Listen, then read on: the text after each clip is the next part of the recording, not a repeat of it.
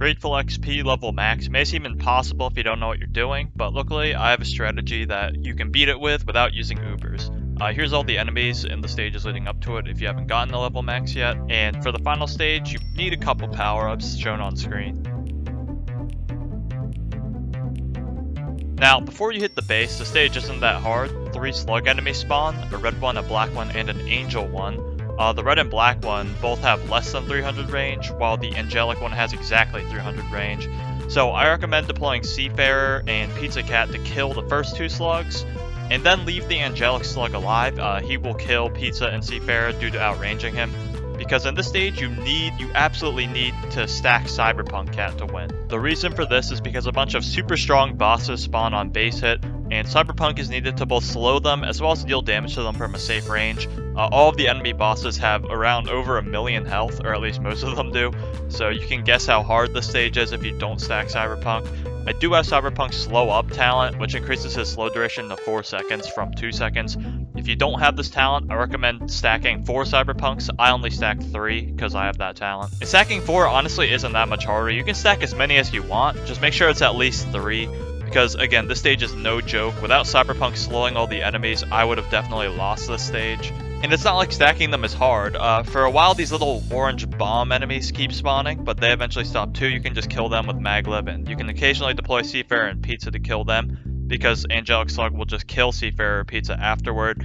As you can see, I also brought the Time Traveler Cat. He's very good in this stage, because all of the bosses are a bunch of different traits, and Time Traveler can target Black, Angel, and Red, and there are 3 bosses that are all of these traits. He can also be replaced by Drama or Cyborg Cat, but he's definitely the best one to bring.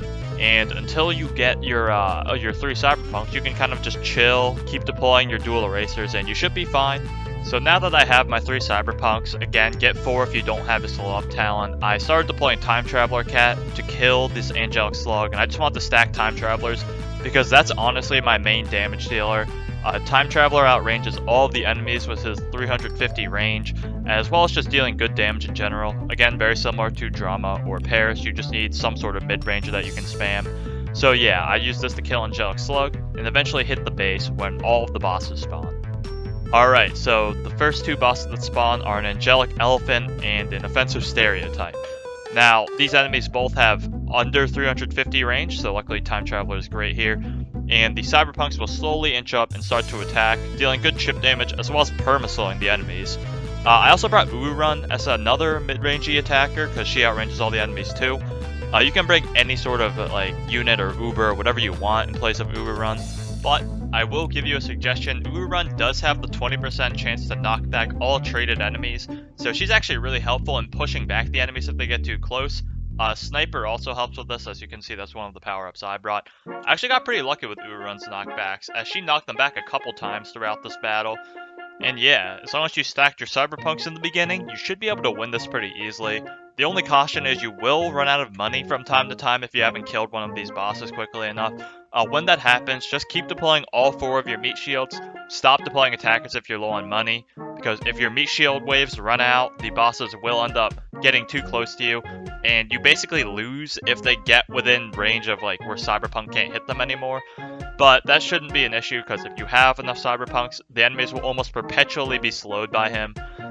It's pretty easy. You just need to know you have to cyber stack in the beginning, and of course if you have any Ubers, you could bring them too, and that will make this so much easier. It's kind of annoying to beat this stage, but do remember you get 10 million XP just from beating this, so I think it's pretty worth it, even if it's pretty mundane in the beginning, just stacking.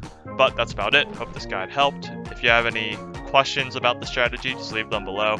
I know not everyone has Time Traveler, and not everyone has maybe Bullet Train. You don't really need either of them, they're replaceable. So just ask me about that if you want help. But that's about it, so have a good day, and see ya.